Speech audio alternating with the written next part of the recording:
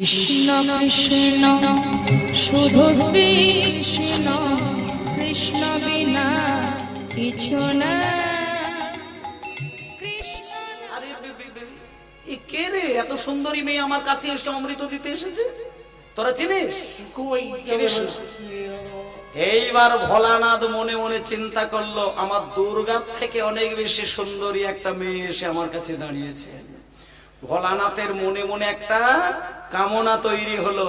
ভোলানাথ অমৃতর আশা ছেড়ে দিলেন। ছেড়ে দিয়ে আস্তে আস্তে ভোলানাথ হাতটাকে বাড়াচ্ছে, ওই মোহিনীকে একটু বাহু বাড়িয়ে আলিঙ্গন করবেন। আর যা না মোহিনীকে আলিঙ্গন করবে বলে হাতটা বাড়াতে গেছে, মোহিনী বুঝতে পেরে গেছেন। সঙ্গে সঙ্গে মোহিনী অমৃতের কলসি রেখে দিয়ে ছুটে চললো। আগে আগে যায় মোহিনী, আগে আগে যায়, হরি হরি বল। আগে আগে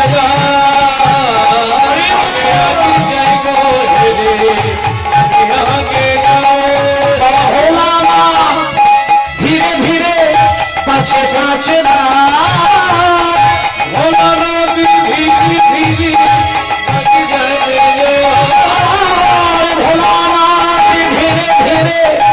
আগে আগে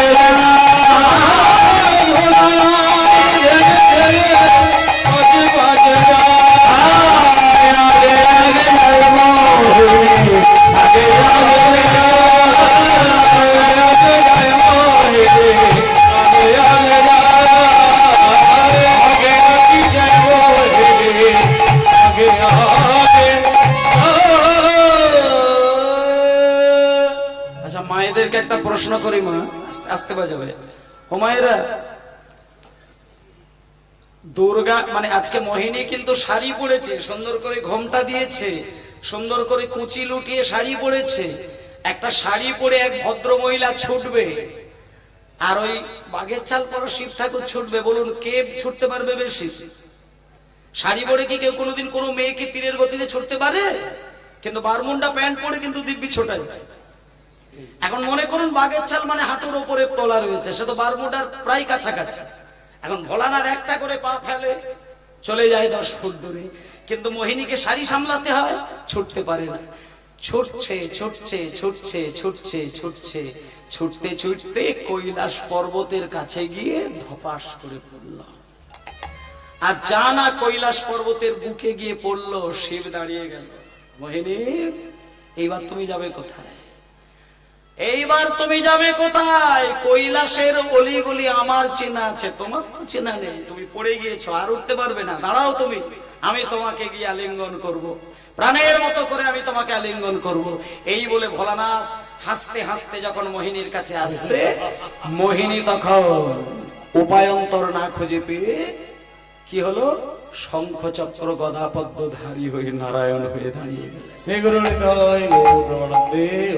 যখনই শঙ্খ চক্র গদা পদ্মধারী নারায়ণ হয়ে দাঁড়ালেন, ভোলানাথ বললে, কি ঠাকুর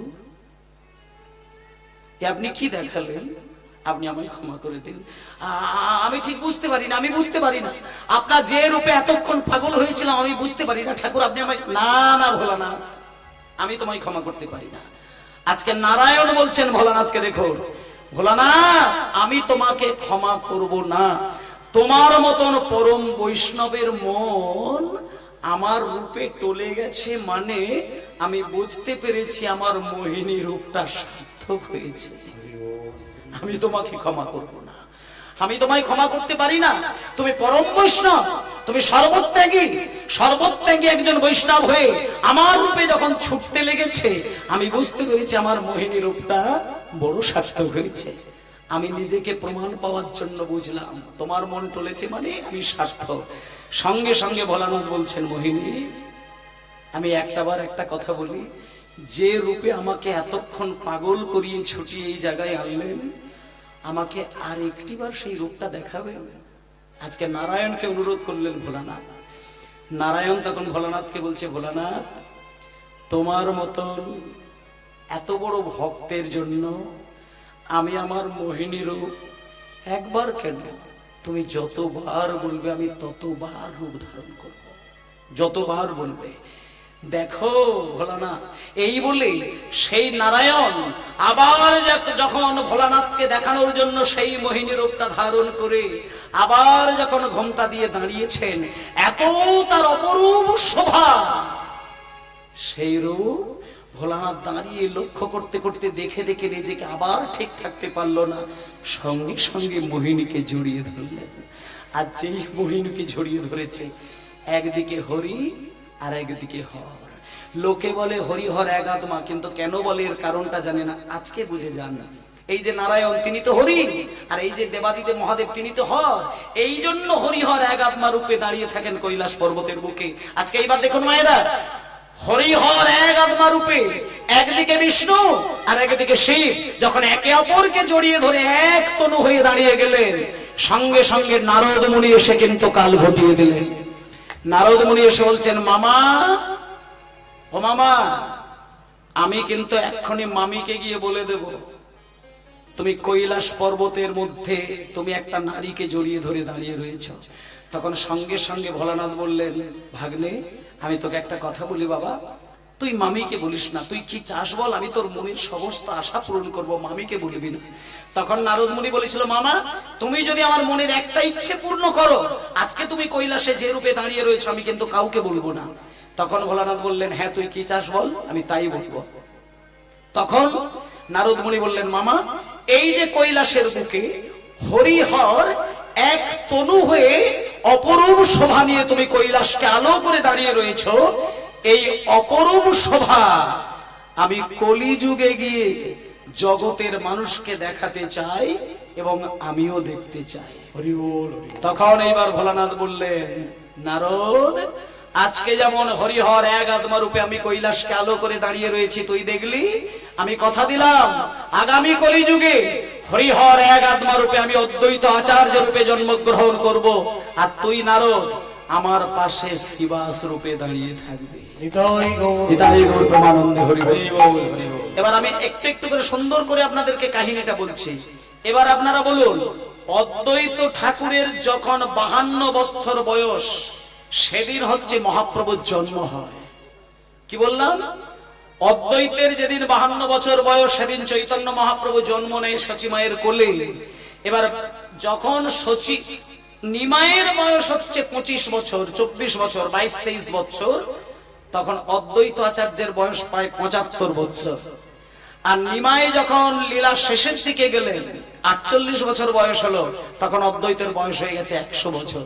এবার আপনাদেরকে একটা কথা বলে দিচ্ছি বাবা, যখন নিমাই সন্ন্যাসী হয়ে পুরী ধামে চলে গেল, অদ্বৈত ঠাকুরের বয়স তখন 75 বছর পেরিয়ে গেছে, 80 বছরের ঘরে চলে গেছে।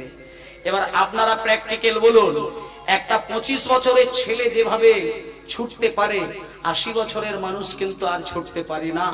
তখন অদ্বৈত ঠাকুর প্রাণের দুঃখে মনের দুঃখে নিমাইকে একদিন বুকে জড়িয়ে ধরে বলেছিল, নিমাই আমি জীবনে ভেবেছিলাম যতদিন আমি বেঁচে থাকবো ততদিন আমি তোকে জড়িয়ে ধরে লীলা করব, কিন্তু তুই যখন হা কৃষ্ণ বলে ছুটে ছুটে যাস, আর যখনই তুই কৃষ্ণ বলতে গিয়ে বুকটা থুবড়ে আছাড় খেয়ে পাথরে পড়িস, সবার ভালো লাগলেও আমার ভালো লাগে না। আমি তো তোকে দেখেছি জন্ম নিতে, আমি তো সচী মায়ের কোলে ছোট্ট নিমাই রূপে যেদিন আসলে আমি তো তোকে দেখলাম, তুই তো শিশু বালক, আজকে তুই একবার কৃষ্ণ বলবি মাটিতে আছাড় খেয়ে পড়বি, এটা জগতে সবাই সহ্য করলেও আমি সহ্য করতে পারি না।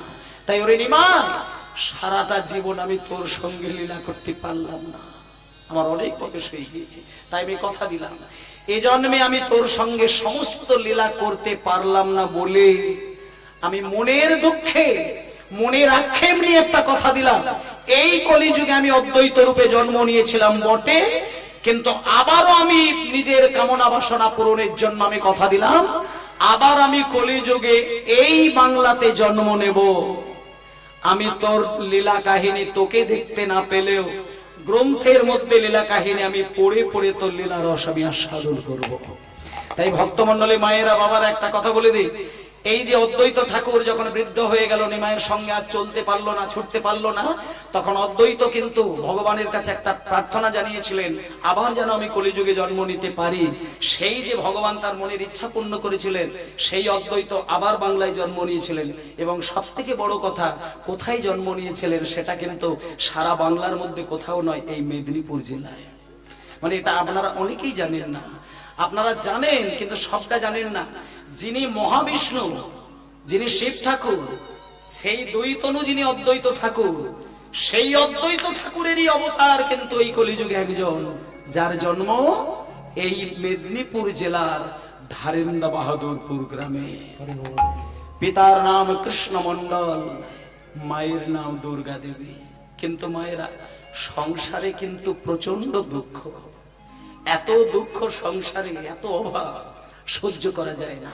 এখন মায়েদেরকে কোনো অভাবের মধ্যে কাটাতে হয় না, এখন কোনো মাকে কিন্তু ফ্যান খেয়ে দিন কাটাতে হয় না, এখন কোনো মাকে কিন্তু বাটিতে করে মুড়ি খেয়ে রাত্রি কাটাতে হয় না, এখন কোনো মাকে কিন্তু ছেঁড়া শাড়ি পরে কিন্তু কোনো বাইরে বেরোতে হয় না। কিন্তু আজকে যে সংসারের কথা বলবো, সেই সংসার প্রচন্ড দুঃখের সংসার, প্রচন্ড দুঃখের সংসার। কতটা দুঃখ, ভাতের মধ্যে নুন দিতে দিতে ভাত শেষ হয়ে যায়। দুর্গা দেবী ভাত তৈরি করেছে, স্বামীকে দিতে গিয়ে সব ভাত শেষ। বাটিতে করে ফ্যান চাপা দিয়ে লুকিয়ে রেখেছেন, স্বামীর আড়ালে চুমু দিয়ে ফ্যানটা খেয়ে রাত কাটিয়ে দেয়। কোনোদিন বাটিতে শুকনো মুড়ি খেয়ে দিন কাটায়, পান্তা খেয়ে দিন কাটায়, কোনোদিন স্বামীকে কিচ্ছু বলে না। ও মায়েরা, পতিব্রতা নারী তো স্বামীকে শুধু বারবার প্রত্যেকদিন একটা কথা বলে, স্বামী আপনি আমাকে তালপাতার কুঁড়ে ঘরে রেখেছেন বলে আপনি মনে মনে ভাবছেন আমি কষ্ট পাচ্ছি। আপনি তো আমার স্বামী, আপনি আমার দেবতা, তাই আপনার চরণে আমার একটা কথা, সংসারে অভাব কিন্তু আমার কাছে দুঃখ নয়, আমার কাছে বিরহ নয়। আমি একটা কথা বলি, যতই অভাব থাক, যে সংসারে শান্তি থাকে সেই সংসারের অভাব কিচ্ছু এসে যাবে না। তাই স্বামী, শান্তিপূর্ণ জীবন আমার কাছে সব থেকে রানীর মতো জীবন। তাই চলুন, আমরা দু মানুষে খেতে পাচ্ছি, মাখতে পাচ্ছি, এর থেকে বড় কথা আমার আর কিছু নেই। চললো, দিনে দিনে দিনে দিনে কি সুন্দর সংসার সাজাচ্ছেন। বেদনাহারি জয় শ্রী মুরারি, রাম নম প্রভু রাম নম,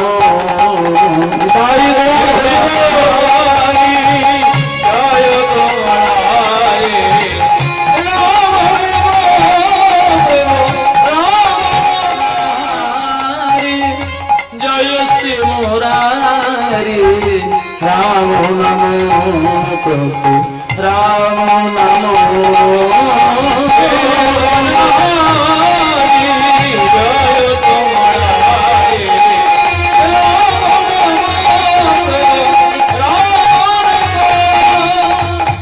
মোহন মুরলি রাঙা করে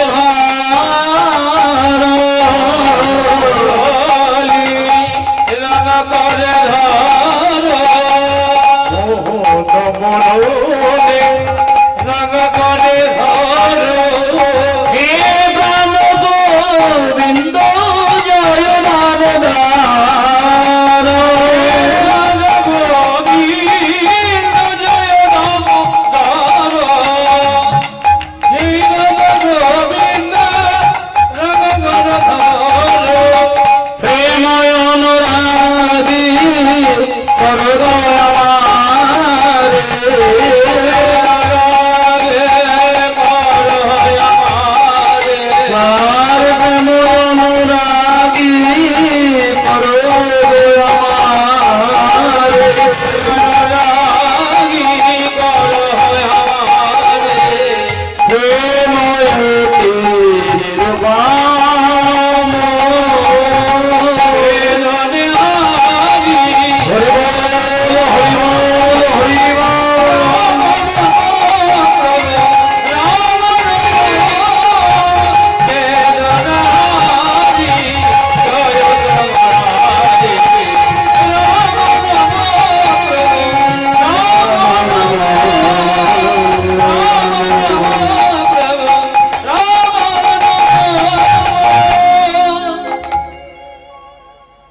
দিনের পর দিন, রাতের পর রাত সুন্দর করে জীবন কাটায়। কিন্তু মায়েরা, একটা একটা করে দিন কাটে। দুর্গা দেবী তালপাতা দিয়ে ঘেরা, খড়ের চাল, বাঁশের জানালা, বাঁশের দরজা, কোনোদিন কোনো অসুবিধে হয় না। দুর্গা দেবী কিন্তু একদিন স্বামীর উপরে মাথাটা গরম করে দুটো কথা শুনিয়ে দিলেন। ও মায়েরা, যারা পতিব্রতা নারী হয় তারা স্বামীকে তো স্বামী জ্ঞানে ভালোবাসেন না, স্বামীকে দেবতার মতন করে ভালোবাসেন। দুর্গা দেবীর কাছে স্বামী কিন্তু একটা দেবতা। তিনি একটা জিনিস স্বামীকে বলে দিয়েছেন যে, স্বামী, তালপাতার ঘরের মধ্যেই আমি নিজেকে রানী কল্পনা করে চলবো, যেহেতু আপনার পবিত্র ভালোবাসা নিয়ে আমি জীবন কাটাচ্ছি। আর একটা কথা দেখবেন, ভগবান কিন্তু নারীর মধ্যে একটা শক্তি দিয়ে দিয়েছেন যেটা পুরুষের মধ্যে পাওয়া যায় না। হাজার দুঃখ, হাজার অভাব, জ্বালা যন্ত্রণাকে দাঁতে দাঁত চেপে রেখে নীরবে সহ্য করবে, কোনোদিন কাউকে প্রকাশ করেন নাই।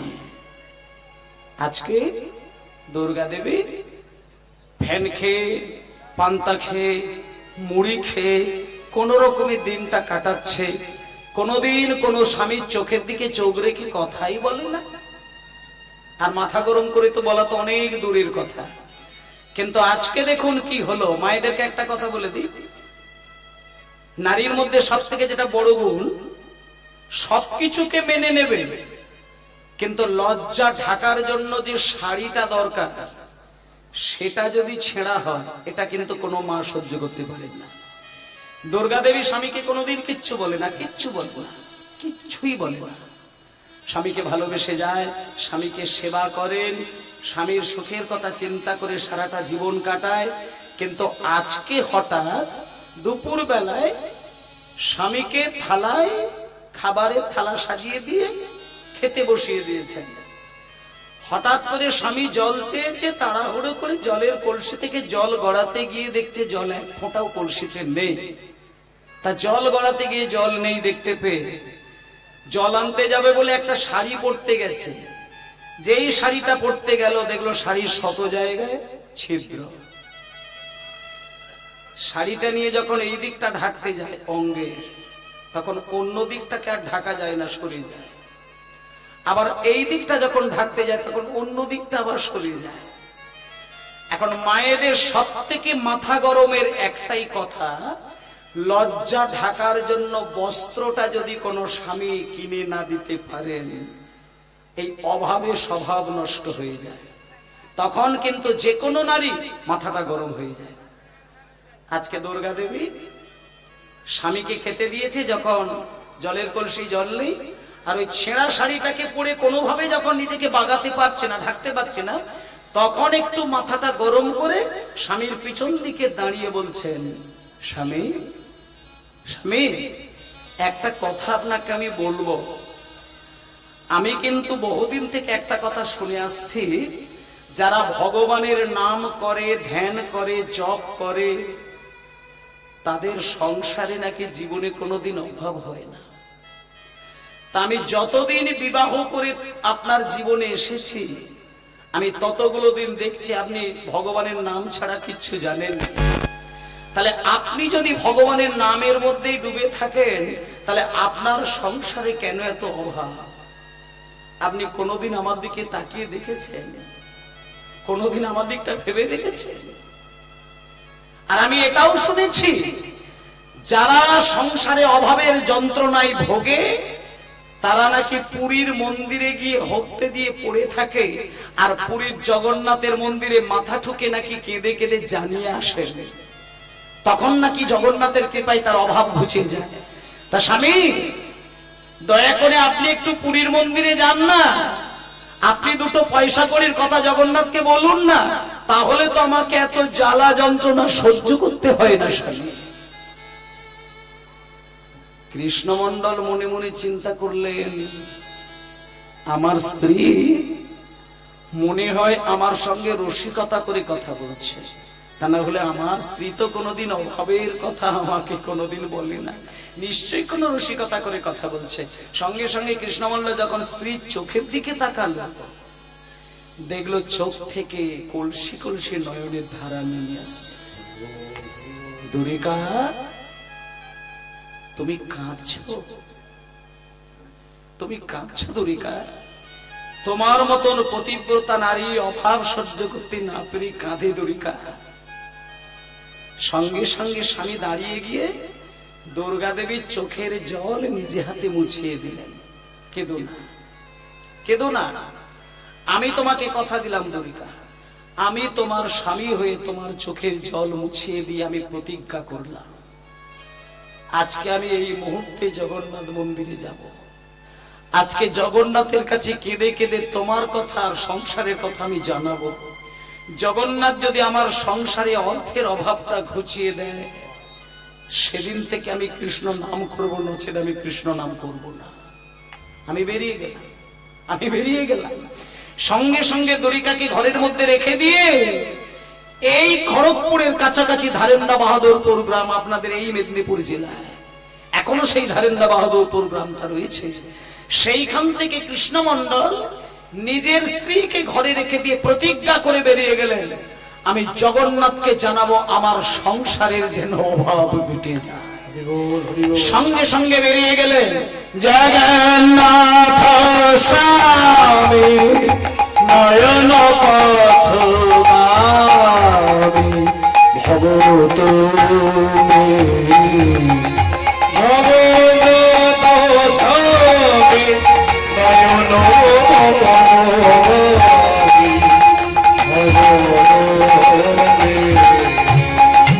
জগন্নাথ স্বামী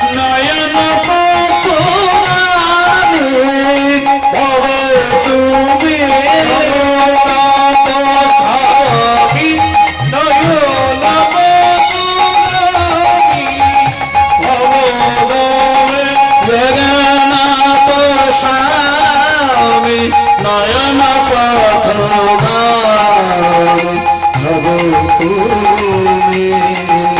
নয়ন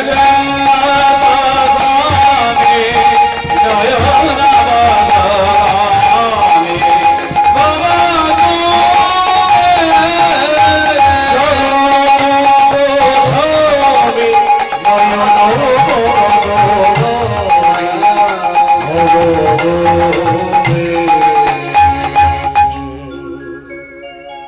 বাবা, এখনকার দিনে মানুষ এই কাজটা হয়তো করেননি, কিন্তু এককালে কিন্তু মানুষের একটা বিশ্বাস ছিল, কেউ যদি কোনো দুঃখ কষ্টের মধ্যে পড়ে, সে জগন্নাথ মন্দিরে গেলে কিন্তু তার দুঃখটা অনায়াসেই কিন্তু পূরণ হয়ে যায়, ঘুচে যায়। তা ভক্তমণ্ডলে মায়েরা, বাবা, আজকে কৃষ্ণমণ্ডল জগন্নাথের মন্দিরে গিয়ে সবার প্রথমে যেটি কাজ, সেটি হলো সমুদ্রে স্নানটা করে গৌরহরির কৃপাটা পেতে চাইলেন। আমরা পুরী ধামে গেলে সমুদ্রে স্নান করি কিসের জন্য? আনন্দ পাওয়ার জন্য। কিন্তু আমি আপনাদেরকে বলি, আমরা তো বাঙালি মানুষ, বাঙালিদের জন্য পুরীর ঢেউ খাওয়াটা কিন্তু আনন্দের নয়।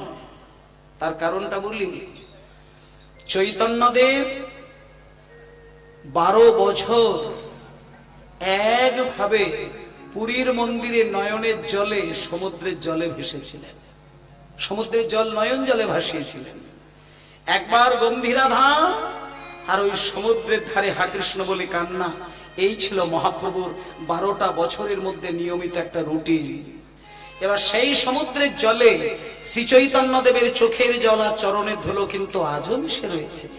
তাই আমরা যখন সমুদ্রের জলে স্নান করব পুরী ধামে গিয়ে, আমাদের কাছে নিছক কিন্তু একটা আনন্দের ঢেউ খাওয়া নয়, সেই সমুদ্রের জলে চৈতন্য দেবের চোখের জল কিন্তু আজও মিশে রয়েছে, আজও কিন্তু চরণের ধুলো সেই সমুদ্রের জলে মিশে আছে। তাই মায়েরা, আপনারা যখন সমুদ্রের জলে ঢেউ খেতে যাবেন, আমি বলি অবশ্যই একটু চোখ বন্ধ করে শ্রী চৈতন্যের কৃপা পাবার জন্য একটু সমুদ্রের জলে বলবেন, যে মহাপ্রভুর চরণ ধুলা চোখের জল জলের মধ্যে মিশে রয়েছে, সেই চোখের জল আর ধূলিকণা যেন আমার হৃদয় স্পর্শ করে। আজকে কৃষ্ণমণ্ডল সমুদ্রে ঢেউ খায় না, স্নানটা করে সঙ্গে সঙ্গে চলে গিয়েছিলেন পুরীর মন্দিরে। মায়েরা, পুরীর মন্দিরে গিয়ে যেই পুরীর মন্দিরের দরজাটা খুললো, দেখলো 3টে বিগ্রহ দাঁড়িয়ে রয়েছে পুরী ধামে। এক হচ্ছে জগন্নাথ দেবের বিগ্রহ, আর পাশে রয়েছে বলরাম, আর মাঝখানে রয়েছে সুভদ্রা দেবী।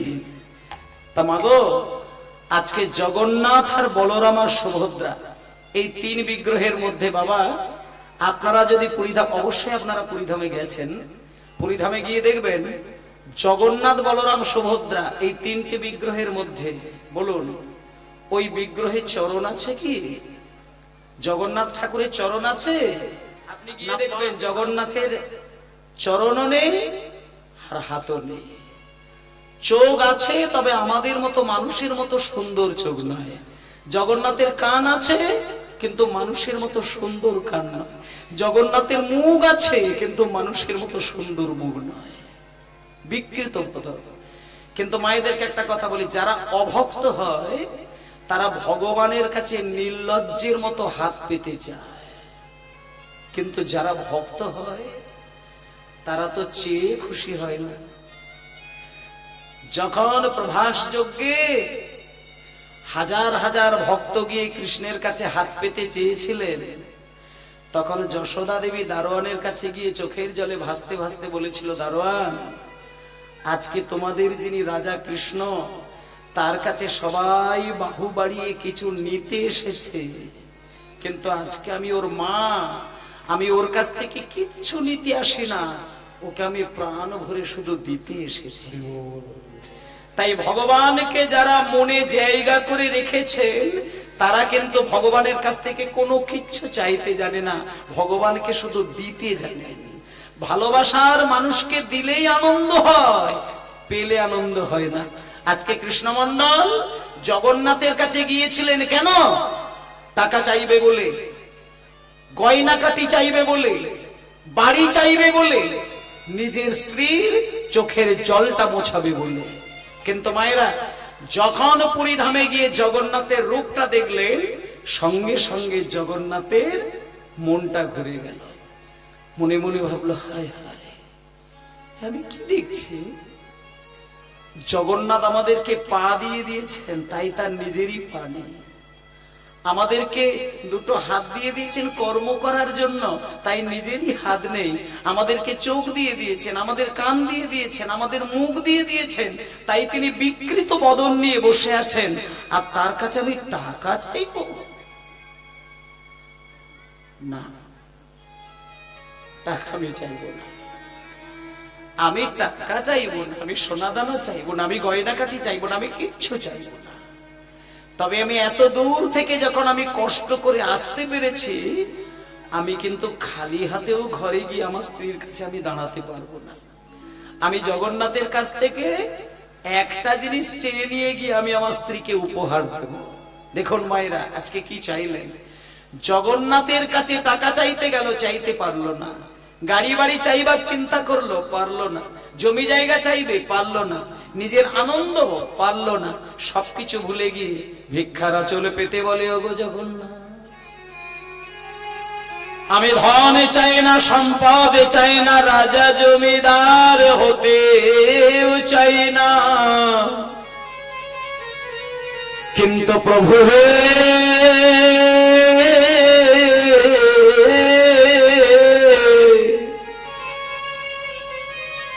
এই দাসকে যদি কিছু দিতে হয় গো জগতের না,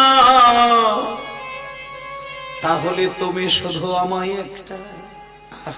মায়েরা, কৃষ্ণমন্ডল তার স্ত্রীকে এতটাই ভালোবাসে, টাকা পয়সাটা চাইতে পারে না বলে এমন একটা জিনিস চেয়ে নিয়ে আসলেন, যেটা তার স্ত্রীর কাছে বিশ্বের সেরা উপহার। এর থেকে বড় উপহার কিচ্ছু হতে পারে না। ভিক্ষার আঁচলটা পেতে জগন্নাথের চোখের উপরে চোখটা রেখে কৃষ্ণমন্ডল বললেন, জগন্নাথ, আমাকে তুমি কিচ্ছু দিতে হবে না। আমার বাড়িতে আমার স্ত্রী দ্বারিকা, ও খুব ভালো মেয়ে, ওর হৃদয়ে সুন্দর ভক্তি রয়েছে, ওর চোখের জলটা তুমি মুছিয়ে দাও।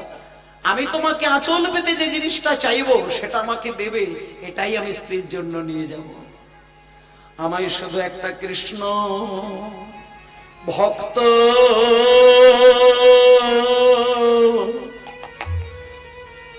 সন্তান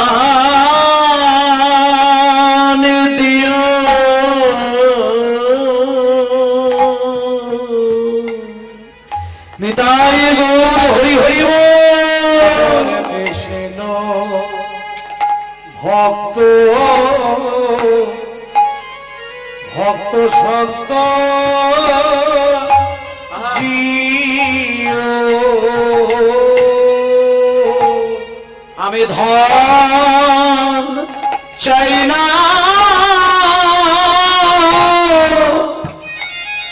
আর সম্পদ চাই না,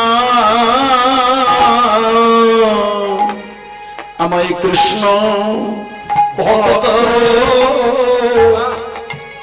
ভক্ত সন্ত দিও। বলি হরি। আমি ধনে চাই না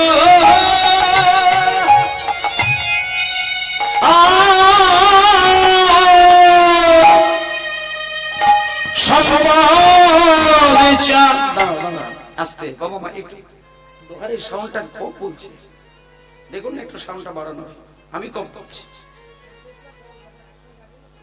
আচ্ছা হরি বল। আমায় কৃষ্ণ ভক্ত। আসলে মায়ের একটা কথা বলি, আমরা সব সময় ছেলে মেয়ে মানুষ না হলে নিজের দুঃখটাকে পাড়ার মানুষের কাছে প্রকাশ করে দিই, কিন্তু একটাবারও কিন্তু মনের দিক থেকে ভেবে দেখি না যে ছেলে পুলে মানুষ আর অমানুষ হওয়ার পিছনে আমাদেরও কিন্তু কিছু ভুল থাকে। আজকে আমরা ছেলে চাইছি, ভগবানের কাছে বলছি ভগবান তুমি আমার পেটে একটা ছেলে পাঠাবে, যে ছেলে বড় হয়ে আমরা যখন বুড়ো হয়ে যাব আমার সেই ছেলে যেন আমাকে যত্ন করে খেতে দেয়। কিন্তু একটা কথা বলি বাবা, কপালে যদি আপনার সুখ না থাকে আপনি 10টা ছেলের জন্ম দিলেও আপনি খাবার পাবেন না। এমনিতে একটা কথা আমার মনে পড়ে গেল, আপনাদের বলি। বলছে বেটার বাপ হতে স্বাদ কেন চিতে, বেটা কি তোমায় করবে সুখী, শত বেটার বাবা হয়ে গেছে হাবা, রামায়ণে তার প্রমাণ দেখি। রাবণ রাজা ছিলেন লঙ্কার অধিপতি, 1 লক্ষ বেটা তার 1.25 লক্ষ নাতি, কেহ না রহিল বংশে দিতে নাতি। বলুন শাস্ত্রে তো তার প্রমাণ দেখি। আজকে আপনারা পুরী ধামে বেড়াতে যান, বৃন্দাবনে বেড়াতে যান, নবদ্বীপে বেড়াতে যান, কত কত তীর্থে বেড়াতে যান, কেন যান? ভক্তিটাকে আনার জন্যই তো। আমি আপনাদেরকে একটা অনুরোধ করব মায়েরা, আপনারা তীর্থে বেড়াতে যাবেন না, অবশ্যই যাবেন, তার আগে একবার বৃদ্ধাশ্রম গুলোতে একদিন করে কাটিয়ে আসবেন, বেড়াতে আসবেন, দেখে আসবেন। বৃদ্ধাশ্রমে গিয়ে শুধু বেশি নয়, একটা দিন শুধু যে বুড়ো বুড়ি আমার মা বাবা দাদু ঠাম্মা গুলো বসে বসে কাঁদছেন, তাদেরকে জড়িয়ে ধরে তাদের বুকেতে কানটা রেখে ভেতর থেকে তার বেদনাটাকে নিয়ে আসবেন, দেখে আসবেন মায়েরা। আমি একটা গ্যারেন্টি দিয়ে একটা কথা বলে দিচ্ছি আপনাদের, বৃদ্ধাশ্রমে যে মা বাবা গুলো বসে বসে কাঁদছেন না, তাদের ছেলেগুলো কোনো সাধারণ ছেলে নয়, সামান্য একটা চাষি নয়, সামান্য একটা ছোট ব্যবসায়ী নয়, রাস্তার মাতাল নয়, তারা কিন্তু উচ্চ শিক্ষিত ভদ্র অফিসার হয়ে বসে আছেন। তাহলে এইবার বলুন ধর্ম কাকে বলে? শুধু আপনি ছেলেকে 3.5 বছর বয়স হয়ে গিয়েছে বলে ছেলেকে ইংলিশ মিডিয়ামে ভর্তি করে দিলেন, আপনি ছেলের পেছনে একটা স্বপ্ন তৈরি করলেন যে ছেলেটা চাকরি পেলে আপনি জীবনে সুখী হবেন। একটা কথা বলে দিই, ছেলে চাকরি পেলে ছেলে হয়তো টাকার মেশিন তৈরি হবে, কিন্তু ওই ছেলেটা যে মানুষ হবে এই গ্যারেন্টিটা কিন্তু আপনি মা বাবা হয়ে দিতে পারবেন। তবে এইটুকু আমি হলফ করে বলতে পারি, গ্যারেন্টি দিয়ে বলতে পারি, যে ছেলে কৃষ্ণ ভক্ত হয় সে ছেলে কিন্তু মা বাবাকে খেতে দেবেই, এটা আমি গ্যারেন্টি দিলাম। যে ছেলে কৃষ্ণ ভক্ত হবে সে কিন্তু খেতে গেলেই, সে নিজে খেতে গেলেই দম করে খাবারের থালাটা মুখে তুলে দেয় না।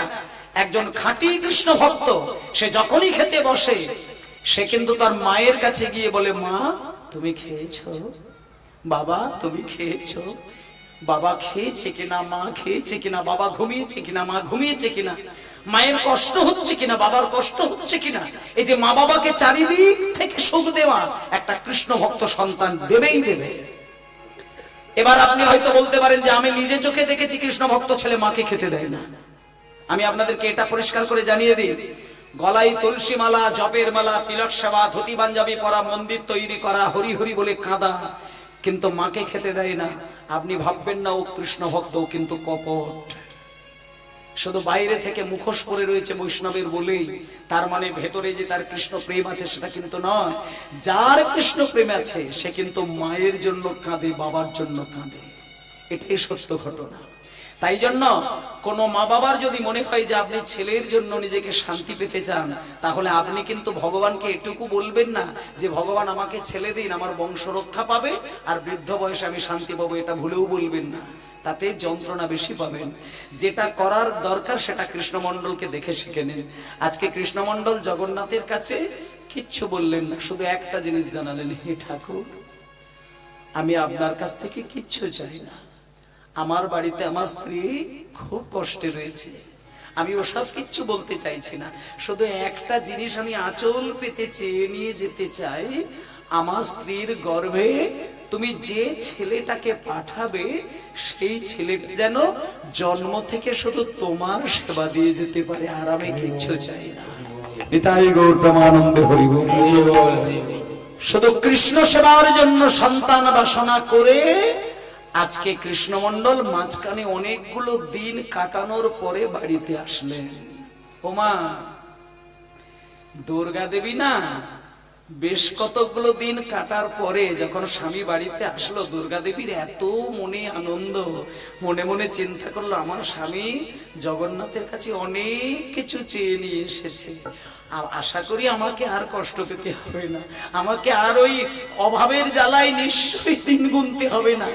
এবার যখনই স্বামী এসে প্রবেশ করেছে, দুর্গা দেবী চরণ দুটো জড়িয়ে ধরে বলছে, স্বামী আপনি জগন্নাথের কাছে কি চাইলেন?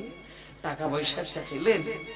সংসারের এই অভাবের কথা আপনি বললেন, আমাকে আর দুঃখ পেতে হবে না তো? সঙ্গে সঙ্গে কৃষ্ণমণ্ডল হাতটা তুলে ধরে দুর্গাকে দান করিয়ে দিয়েছেন।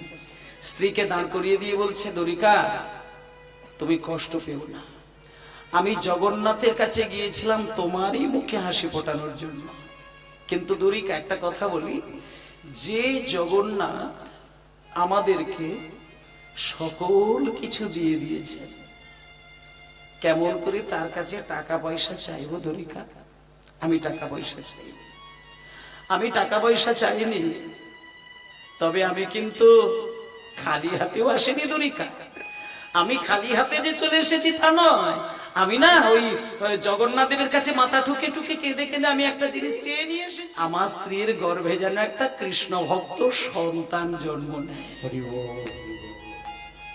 দুর্গা দেবী বলল, স্বামী তুমি ঠিকই চেয়েছো, তুমি ঠিকই চেয়েছো, ঠিকই চেয়েছো। শুনুন স্বামী, আমাদের টাকা পয়সা নেই, কিন্তু কই আমরা তো কোনোদিন না খেয়ে থাকি না, কোনোদিন পান্তা, কোনোদিন শুকনো মুড়ি, কোনোদিন ফেনা ভাত, এইভাবে তো দুটো মানুষের দিন কেটে যায় স্বামী, কিন্তু আমার মতো হতভাগিনী রমণীর জীবনে জগন্নাথের কৃপা ছাড়া যে কৃষ্ণ ভক্ত সন্তান মিলবে না। স্বামী তুমি ঠিকই চেয়েছো, ঠিকই চেয়েছো, একদম ঠিক চেয়েছো, আমি খুব আনন্দ, আমি খুব খুশি, আমার গর্ভে কৃষ্ণ ভক্ত সন্তান হবে, আমি খুব আনন্দ পেয়েছি।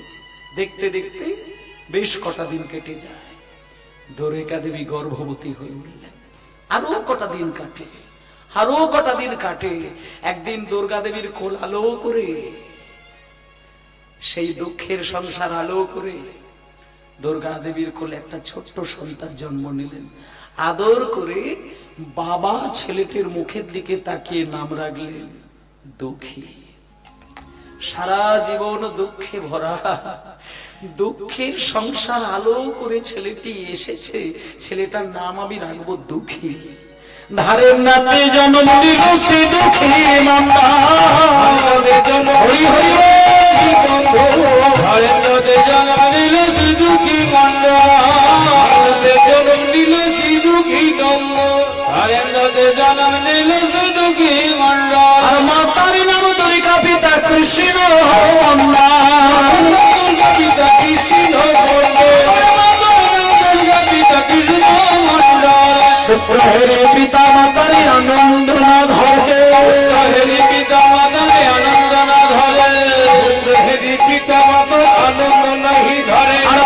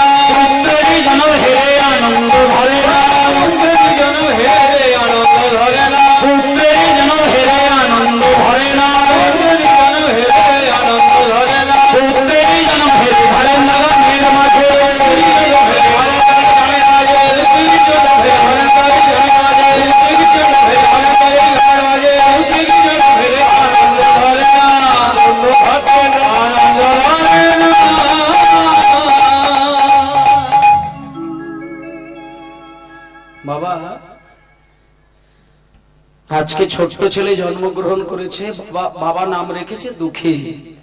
এবার দেখতে দেখতে দেখতে দেখতে বাবা ছেলেটা কিন্তু 1 বছর 2 বছর 3 বছর 4 বছর, জাস্ট 5 বছর বয়সটা হলো। 5 বছরের ছেলেটা যখন পা দিয়েছে, ঠিক 5টা বছর যখন পার হয়েছে, একটা কথা বাবা বলি, সন্তানদের কল্যাণের জন্য প্রত্যেকটা মা বাবা কিন্তু তার নিজের জীবন পর্যন্ত বলি দিয়ে দেন, কিন্তু সন্তানগণ কিন্তু মা বাবার বুকের ব্যথাটা বুঝতে চায় না। কোনো কারণে কোনো বাবা কোনো মা যদি ছেলেকে বকা দিয়ে দেয়, শুধু বাইরে থেকে বাবার ধমকটাই বোঝে, কিন্তু ভেতরের খবরটা কিন্তু নিতে জানে না। 10টা কথা বাবা বলে, 100টা কথা বলে, 200টা কথা বলে, কিন্তু রেগে গিয়ে বাবা যে কথাটা একটু বাজে কথা বলে, ছেলেটা সেই কথাটাকেই নেয়।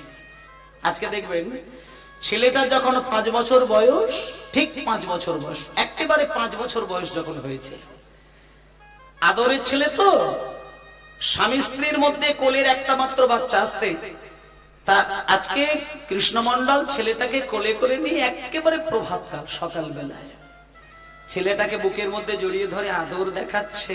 কিন্তু ওমা অনেকগুলো কথা বলতে বলতে ছেলেটাকে একটা কথা বলে ফেলেছে, কিন্তু সে কথাটা যে ওই বাচ্চা ছেলের কাছে একটা সর্বনাশের কারণ হয়ে যাবে নিজেদের জীবনে, এটা বুঝতে পারে না।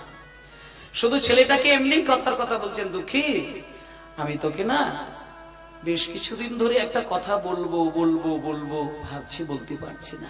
তুই যখন একটু একটু করে বড় হচ্ছিস বাবা, আমি তোকে কথা বলবো, তুই একটু মন দিয়ে শুনবি। শোন বাবা, তোর জন্মের আগে আমি তোর মায়ের অভাবের কান্না সহ্য করতে না পেরে পুরীর মন্দিরে গিয়েছিলাম। তুই জানবি না, সেসব বুঝবি না, কিন্তু তোর মা প্রচন্ড অভাবের যন্ত্রণায় কেঁদেছিল। আস্তে আস্তে আস্তে বাবা, কি লোক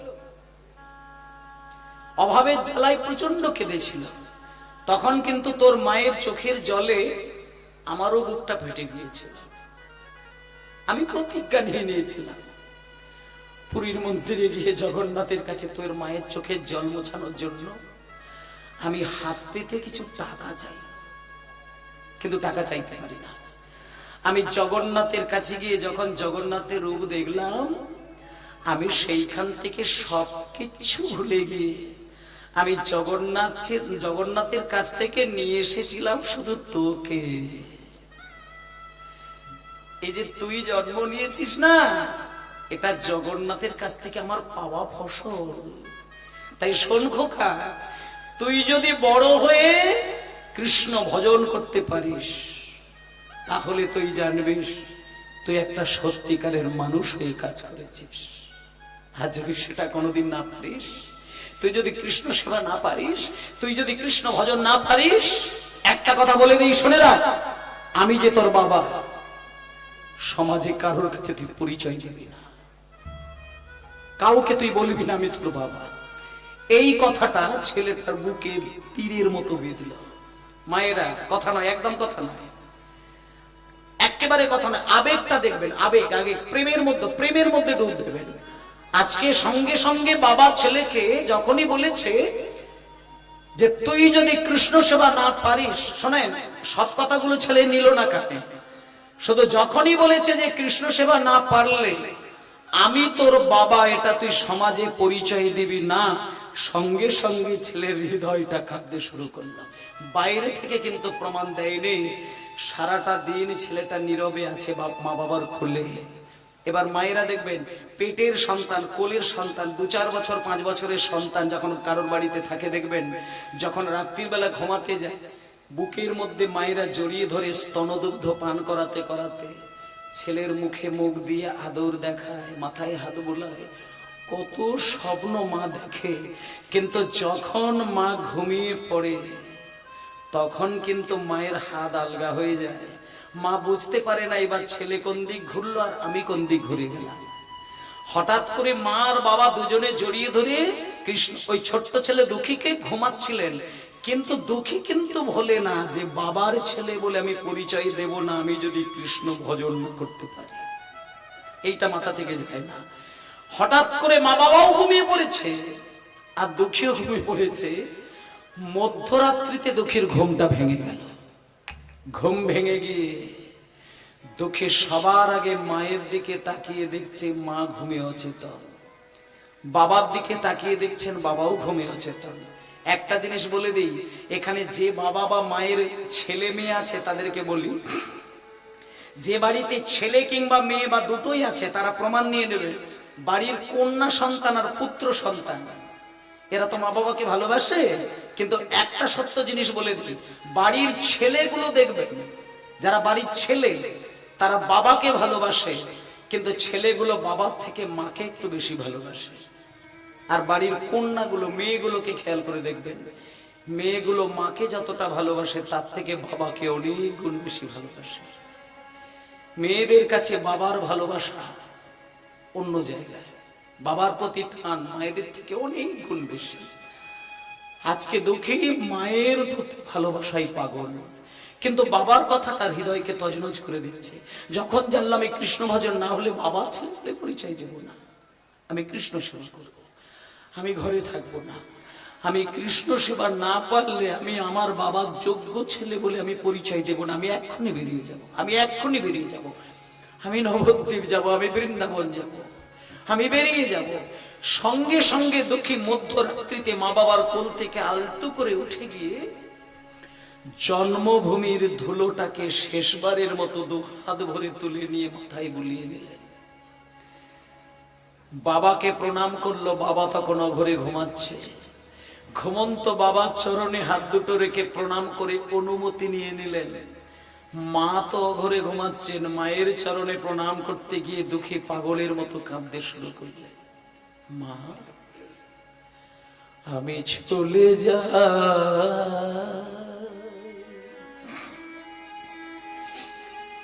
ও মা,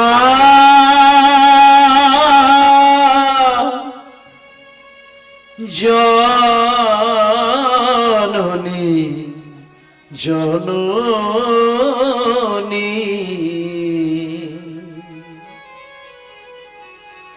আমায় দাও গো বিদায়, আমি চলে যাই,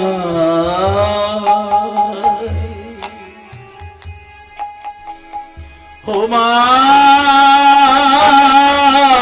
জননী জননী,